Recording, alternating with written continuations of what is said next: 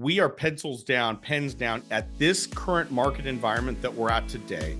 We've set our pens down and we're letting the market shake through a few things, because multifamily, for instance, with a mini units in a single building has the advantage to ride market cycles up and down. So if you buy at the low of multifamily, you can ride that market cycle back up and capture a lot of that upside, even through rents along the way of an improving market. That is not the case with industrial.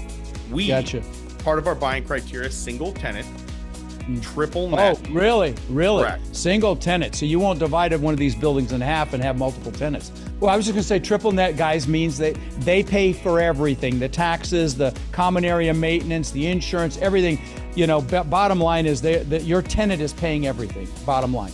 So, Exactly. so single tenant, triple net. Okay. So you're buying a building that's already occupied then. Sometimes not. We're okay with either. We're okay with either scenario, as long as we're compensated for our additional risk if it's vacant. But the real driver for us right now is the fact that we buy deals, meaning we buy discounts. We buy things with a basis. If we only have 2 or 3 levers that we ever pull. It's that simple for our acquisition style today, right? Sometimes we're buying at a low basis, because industrial buildings that we buy are around 50 to 150,000 square feet. Rod, how much do you think a renovation costs on a building that size? Right. Well, I guess if it's dated, it could be a problem. If it's not dated and the bays are the right height, the ceilings are the right height, and all that stuff, like nothing. I mean, what do you do? Hose it out, right? Am I right?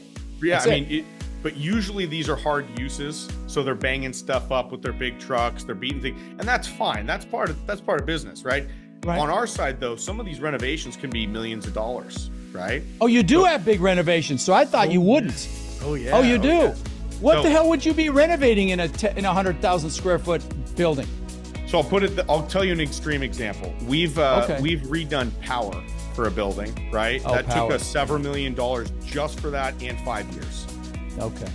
No, there you go. Okay. So there's things like that. Now, a lot of times you're dealing with, just a paint job on these can be 50, 60, 100 grand, depending on the size of the building. I see. So the scale kills the numbers, and many landlords are not running this with, they're not accruing for expenses. They're not really balancing their books and managing things like a professional. So we come in often and say, look, you can't even renovate this building to market standards.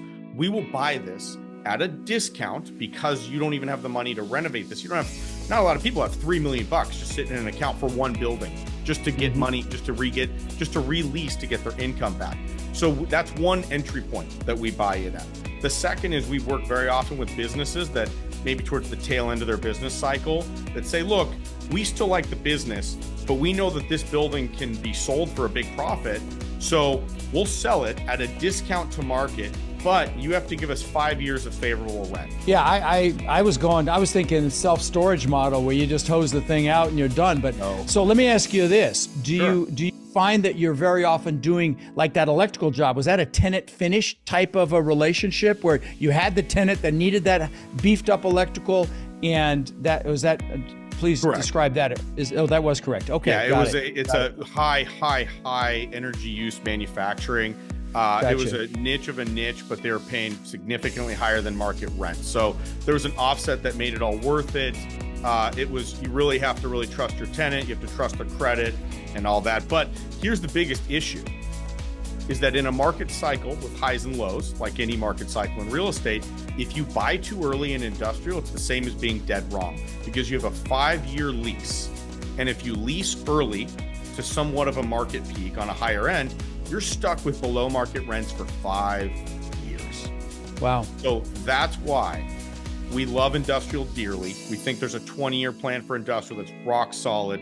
But in the near term and the short term, we're looking at we look at the second asset class of mortgages.